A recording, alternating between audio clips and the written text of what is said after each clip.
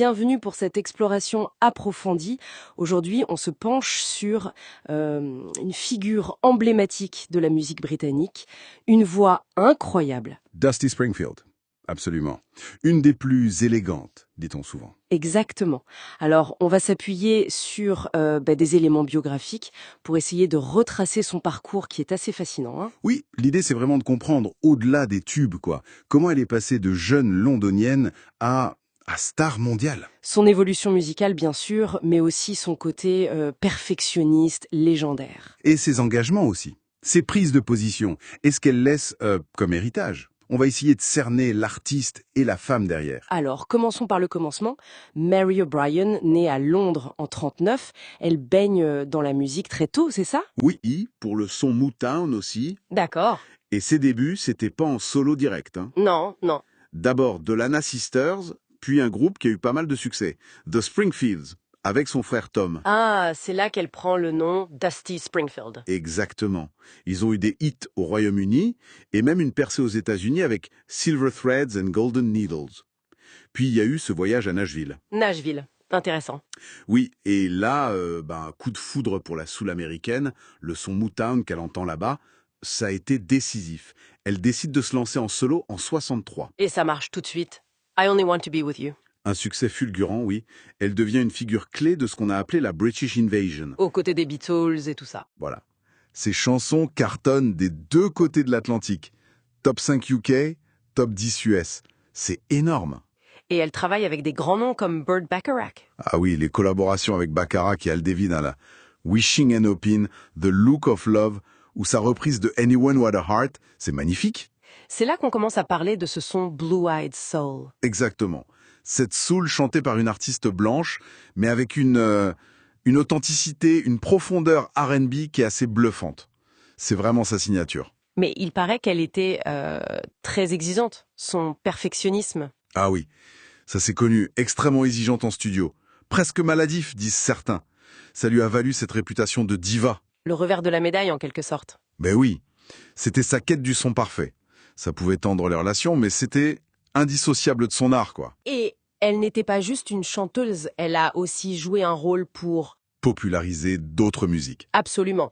Elle a été présentatrice de Ready Steady Go, une émission culte. Elle a interviewé les Beatles pour leur première télé, je crois. Ah ouais. Et surtout, elle a fait énormément pour le son Motown au Royaume-Uni. Il y a eu cette émission spéciale en 65. Avec The Supremes, Stevie Wonder. Marvin Gaye aussi. C'était énorme pour faire connaître ces artistes-là au public britannique. Elle a vraiment ouvert des portes. Et puis il y a cet épisode assez incroyable en Afrique du Sud. Ah, l'Afrique du Sud en 1964. Oui, ça c'est marquant. Elle s'est opposée à l'apartheid, c'est ça? Carrément. Elle était farouchement contre. Pour sa tournée là-bas, elle a fait ajouter une clause anti-ségrégation dans son contrat. Pas de public séparé. Et les autorités? On fait pression, évidemment. Mais elle a tenu bon. Refus de chanter devant un public ségrégué.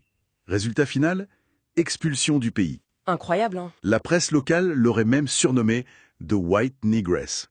C'est choquant, mais ça monte bien.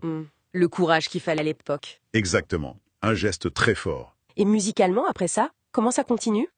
Eh bien, elle signe chez Atlantic Records, le label soul mythique.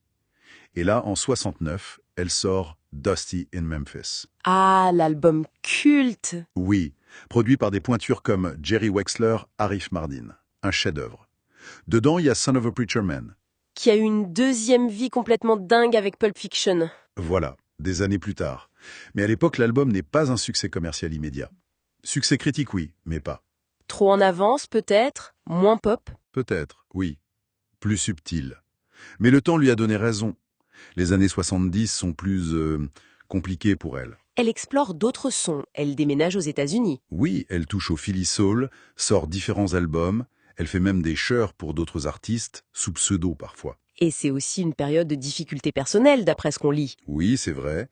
Les sources mentionnent des luttes contre l'addiction, des problèmes de santé mentale, et puis les défis liés à son orientation sexuelle. Elle, qui avait parlé de sa bisexualité assez ouvertement pour l'époque. Une période difficile, donc. Oui, une sorte de traversée du désert. Mais elle continue à chercher.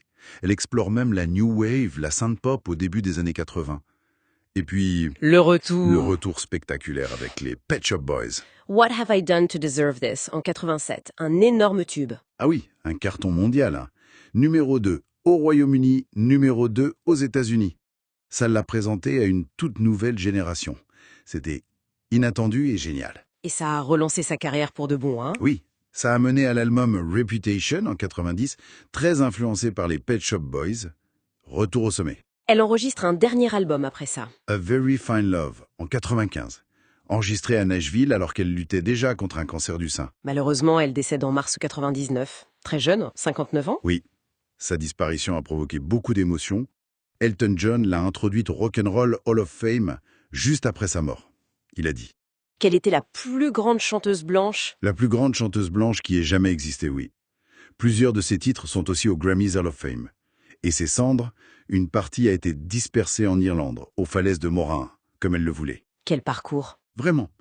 Et tu vois, en repensant à tout ça, je me pose une question.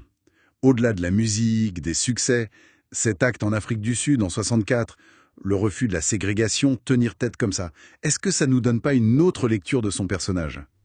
Comment ça?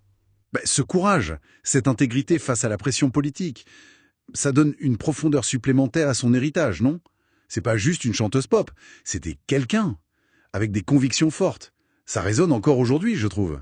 Bien au-delà de la musique.